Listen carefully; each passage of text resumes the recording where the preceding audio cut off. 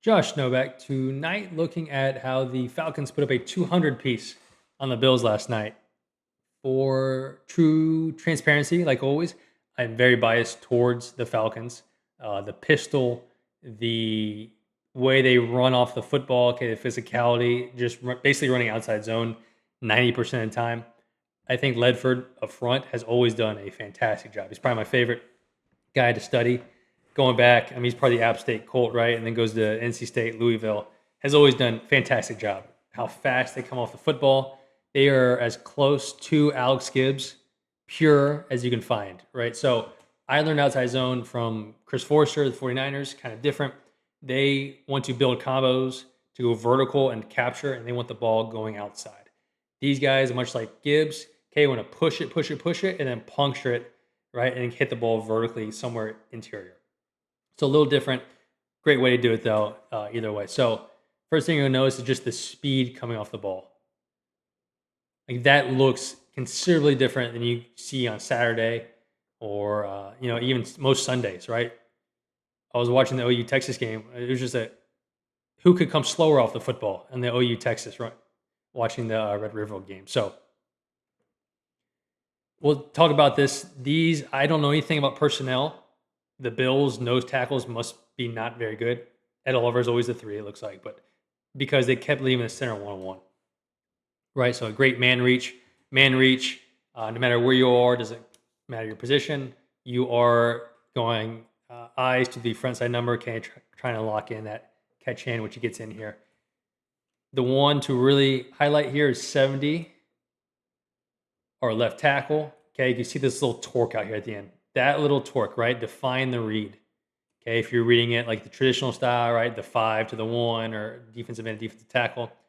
That's how you define the read for the running back can open up that hole. The Bills obviously live in smaller personnel. They keep one a week rotate this game. Okay, and this is what happens. You put 24 in the box. Even though he's there, he gets displaced by a guard, right? He's getting up 100, I don't know, 100 pounds at least to that guard. He gets displaced, and that gap becomes much bigger. End up putting 2 in a gap, and we win backside. Right guard, fantastic rep here. Look at just how much speed we have. And then we even reach at over 91 there. Right, so just a stupid good rep to kind of kick us off. Show you how good these guys are at running outside zone. Pistols, motions, all the kind of fun stuff. So this is a miss ID up front.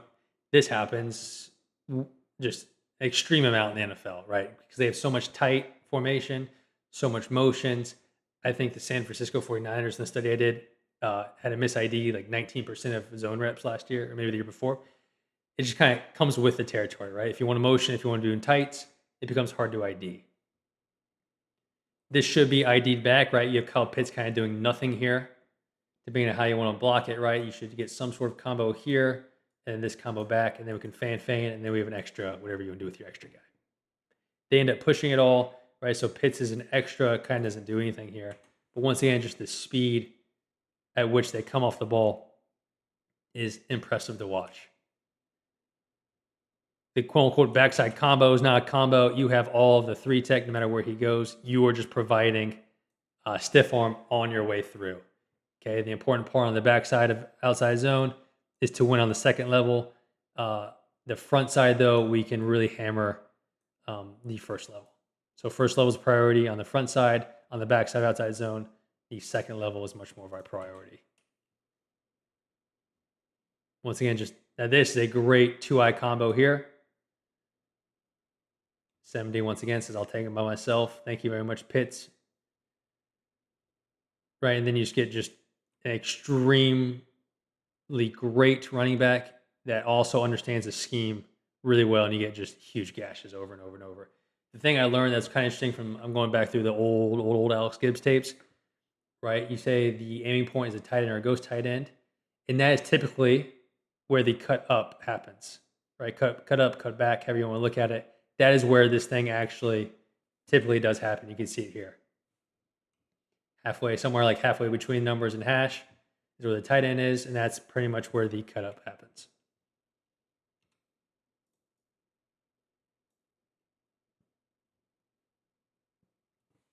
So this is kind of only ones where 96 doesn't get reached as a 2-eye. So they end up flipping this play or changing this play.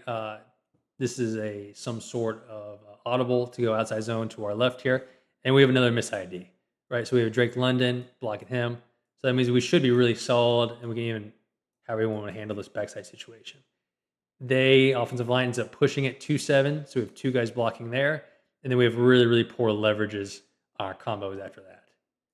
Right, so something, if you want to live in a tight world, something you kind of have to discuss, or maybe you just track it, right? Maybe your combos go to spots, right? So now we have miss ID again. Nobody's blocking 8. We're asking our center to go reach by himself, a 2-eye. Okay, if all things are equal, the center is going to lose that 99 times out of 100, as he does here.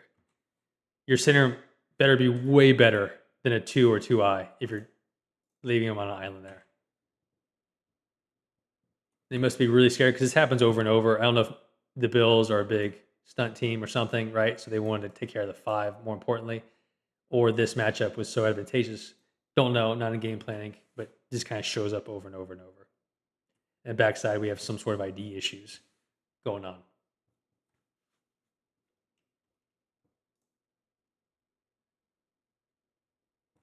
About pure as a rep as you can get. We end up getting our cut backside, right? So some sort of call has to be made. I would imagine some sort of call like, hey, 91's in a sprinter stance. I'm not going to be able to reach him. Cut him. Don't touch him.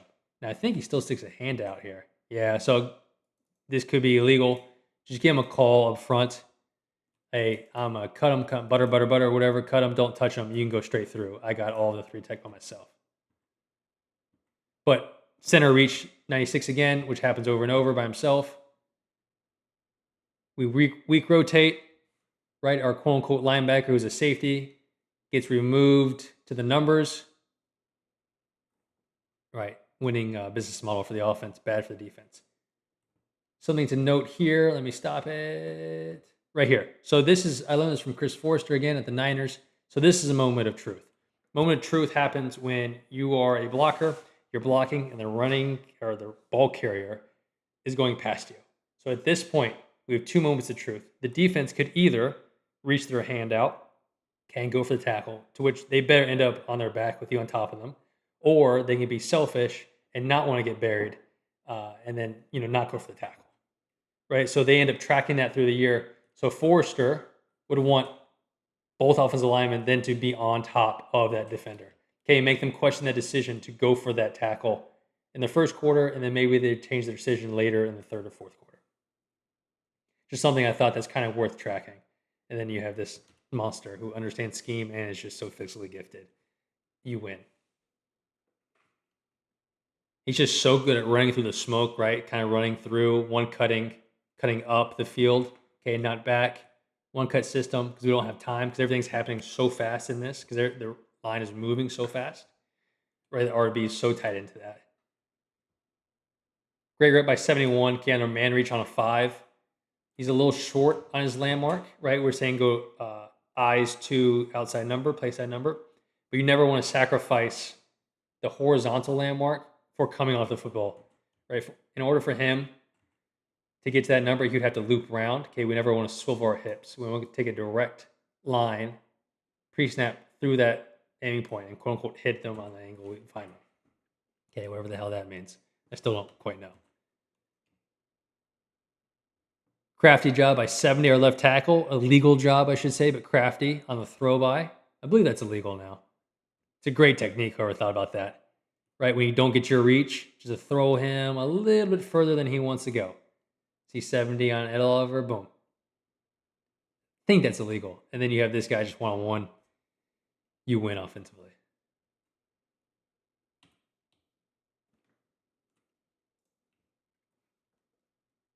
We have 12P, outside zone strong, right? So the ID can stay in the box, right? Because we don't have to push it for anything. We have a player front side. Really nice combo, playing long, playing with pillars, quote unquote, which I've never really been into. I think the Browns were really good at it when Callahan talked about it. I've been scared off based off the Browns and the Titans rushing numbers the last couple of years off that technique. I prefer to go with the shoulder pad, not the pillars, but to each his own. 71, great job just battling through, right? We're asking you to go reach a 3 by yourself. You have all of him. 63 will give you as much help as he can with a stiff arm to prop that shoulder back, but I never want him to hang back to hit.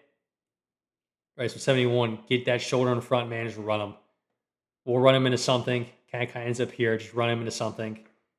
Get our 3 or 4 yards, and we'll go to the next down.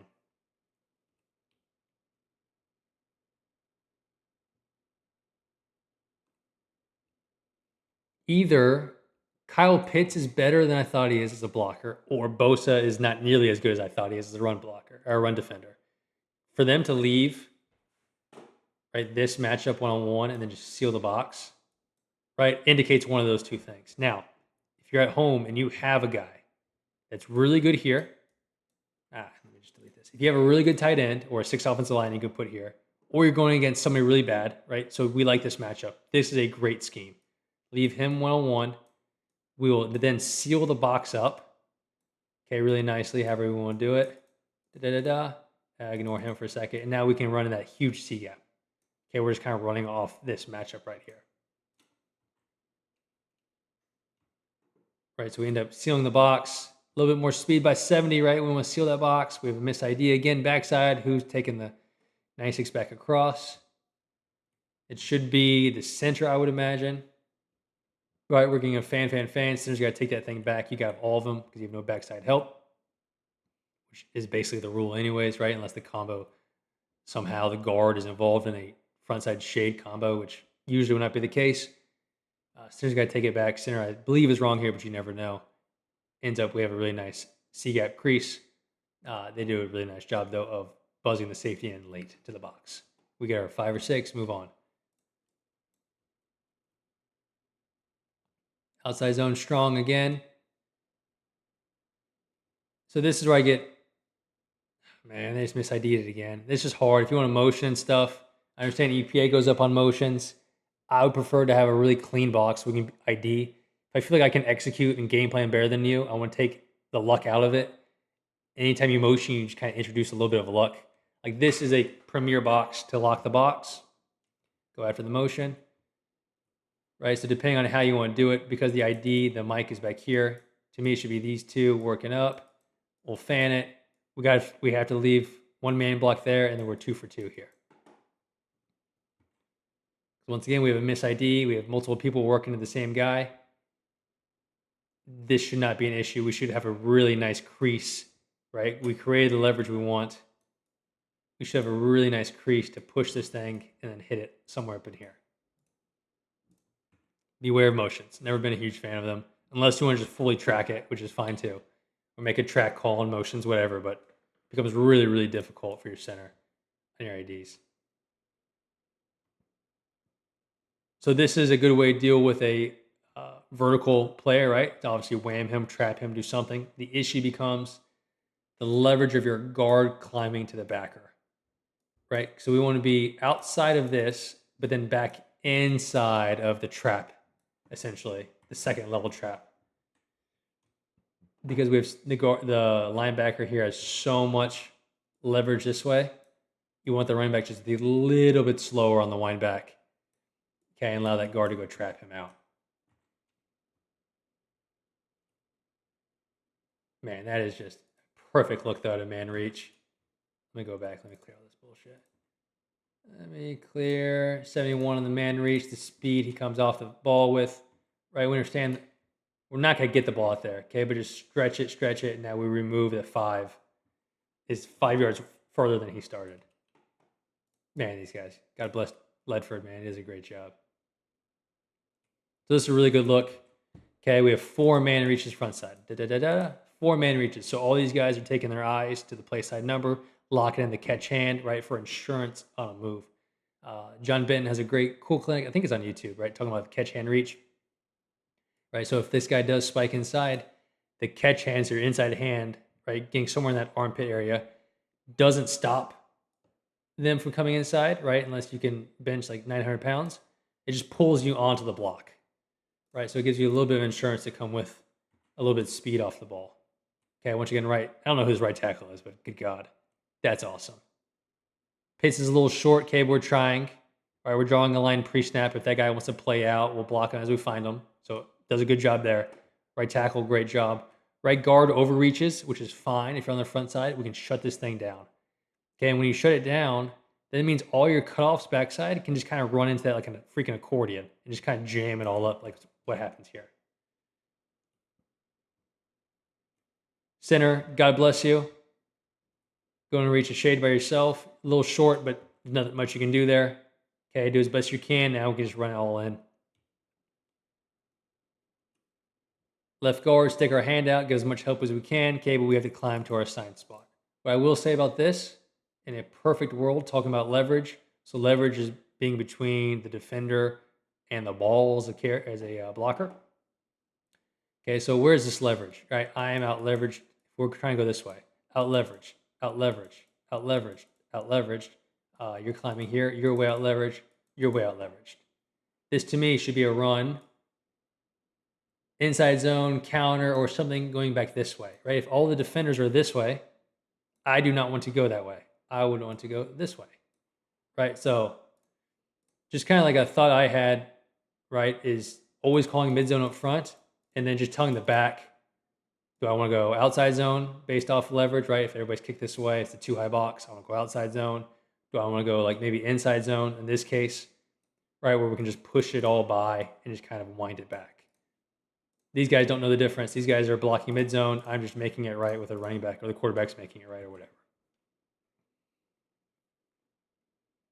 Now, these guys do a fantastic job of blocking it, okay, and pushing it all by way out here, which is fine. Okay, but I think if you're playing an equal or better team, you do not want 4 man reaches at the point of attack here, right? And we don't want our guard having to go reach a linebacker 1-2 gaps over pre-snap as a losing business model. So this is, you want to talk about speed, license to miss. So that's the biggest thing I got from the 49ers when I went out there. License to miss up front. If you come off the football, this is going to happen, right? So you can give them the kind of the bullshit of like you're a little bit wide, you need to get the backhand in, right? Which is like, okay, I get it. But if you come off the football with any sort of speed over and over, this is what's going to happen. And what you can't do in the meeting room is then berate him and slow him down, right? Because then it just kind of, you turn into, Texas and OU, right? Everybody's just kind of waddling, you get no movement, right? Just teach how you want it to be done. Can't live by that. Tell him to get his backside hand in there, and you hopefully just pull yourself onto that block. Right guard, God bless this guy. That's fantastic. This whole right side is T-shape. Now the right guard gets tripped up by the center who flails. Okay, but those guys are coming with it. They're getting their hands in, all that sort of stuff. Left guard's a little bit slow on the stiff arm. Pin and pull, not something, or a version of it, right? Lead pull, whatever you want to consider this. Not something I've studied a ton.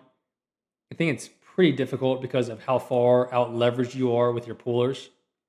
Look at 65. He's not pulling, but 65 is going to 8 who has a head start and is already 2 gaps over.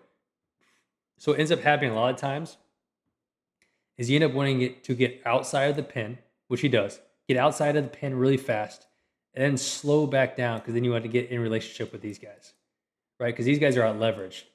So you want to get outside the pin block fast and then slow down and cut it somewhere in like the crease between your pullers kicking out and then your pin block obviously pinning in. So not something I've studied a ton. It just seems like really expensive for high school or even college. They're so far leveraged, especially with running starts.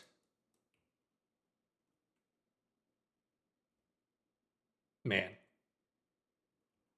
Right, if this is your style of outside zone, right, where you want to stretch and puncture, and you want to knock out, so any color hanging on the combo, right, center, great job here.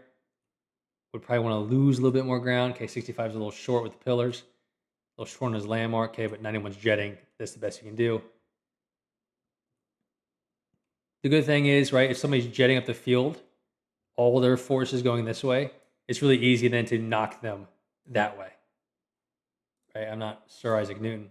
Was he a physicist? I don't know. I don't know if he's a physicist. Check me on that one. But if all their force is going this way, it's really easy then to knock them out that way. Right? So a great snap off and then climb vertically.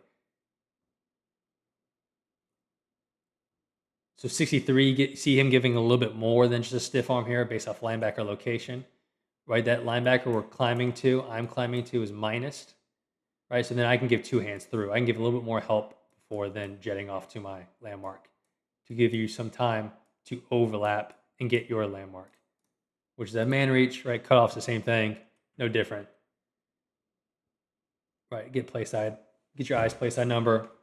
Cut off, you can be a little bit more drastic and take get your shoulder there, as he's doing here, and just try to win vertically there. But a really good look. Not a huge fan of pistol and 10P for this reason. Right, I get it. You can say I'll call it keeper the next play. I think it's pretty insulting to the defensive coordinator and the defense to say, okay, well, they played it this way on this snap, and they're going to do it again. Like the if-then thing, I just rather be right in the snap. So 11P, block him, read him, something, right? Like I don't want to just blindly hand a outside zone with that defensive end could make the tackle. Call keepers, all that nonsense. Go average like 5 yards a play if you want. But right, I'd rather have the answer in the play than like the if-then statement. Because heaven forbid they don't do the same thing 2 times in a row. You're kind of screwed there. Which maybe that happens in high school. I don't know. But in college, they're not going to do that. Just because they did it one play, they're not going to do it again. So split zone, anytime you split zone, you're always going to be short on the backside linebacker because you have to push, right? So we have this combo working there. This combo, I'm calling it a combo. It's not really a combo. It's a man situation, though. And then we're going to split zone here, and now we're short on the backside backer, which is fine if you want to live in that world. Love the overreach by 71. Here's our friend again, 96. God bless him. Rough game. Don't know who he is. He is not who you want against an outside zone team. 71 gets the overreach and ends up just being a box out. If you overreach him that bad, we can just box him out. And a good job by Robinson pushing the landmark. Okay, and just cutting this thing just straight vertically through the smoke. Just trust it. Takes a lot of work to trust it. Duo, my favorite. What a play. So here's my issue with duo. So duo's inside zone. Okay. Get out of me. Exact same freaking play. The issue I have with duo, especially from if you're an offset, it's the same thing.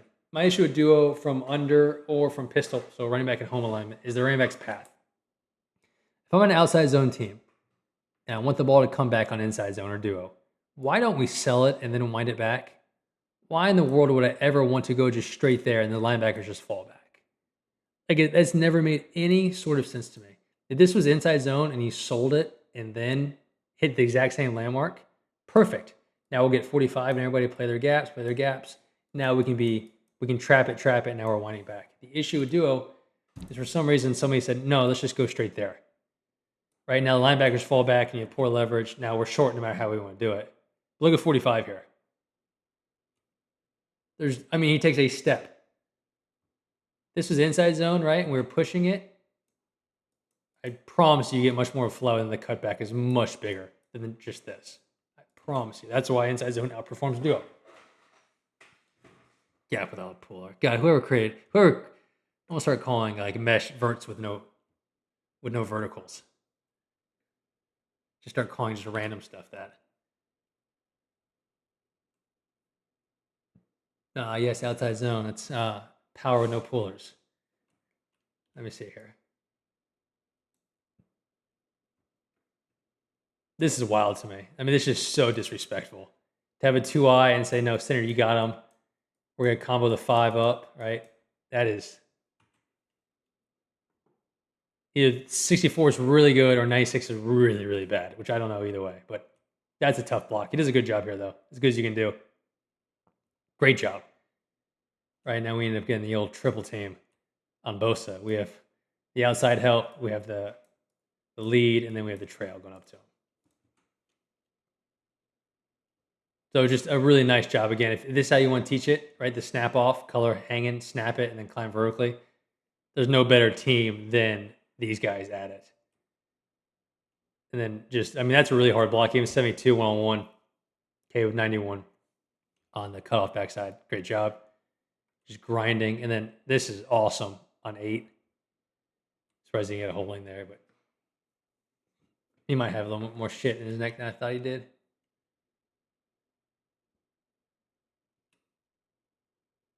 Ah, I hate this play. Trick stuff in the run game, obviously not a huge fan of it, right? So we need 57 to squeeze so we can bypass him. Unfortunately, 57 does not cooperate. Play ends up being kind of a cluster. But Bijan makes right. But I like the thought. Here's the thought, right? We get everybody flowing with them way plus. So look at 9 here. Look at 9 compared to on the dual rep, right? You get so much more flow there. So we have a miss idea again. So this thing should be 65, should be pushing it way out. We should be pinning it, right? And then Drake can take 7. That is fantastic leverage for anything coming back this way. Just run split zone, right? Run split zone. We'll push it all by. We'll wind it back, and then we'll make Benford tackle Bijan one-on-one. That is great game playing of leverage, right? If I want the ball this way, I want the linebackers are climbing to way this way, which they are. I just hate how they're kind of negotiating and trying to okey doke 57 to climb, which when it works out, it's great. But unfortunately, it does not work out for them here. Now it does because 7 is 7, but same thing. If you're getting like penetrating, really hard penetrators on the backside of outside zone, fine. Run inside zone, run counter. Let 91 block himself, right? He's been told all week, don't get reached, don't get reached, don't get reached. Let's use that to his advantage. Okay. Let's not deuce it and be vertical. Let's use our exact same techniques on the front side of gap schemes as we do on the back side of outside zone. Make it feel like outside zone to him, right? And let him go block himself and run himself out of the play. I guarantee you'll never, ever move Ed Oliver 5 yards by yourself or vertically. You can move him 5 yards with influence, right? He wants to not get reached. Good. Don't get reached. Now run counter, run something back this way, inside zone, whatever you want that way. Duo, run duo this way. Okay, but let's use the same techniques. Let's make it feel like outside zone. Okay, let's not go shoulder to shoulder and vertical, right? And make it feel way different. Let's make it feel the same and play off outside zone if you are an outside zone team.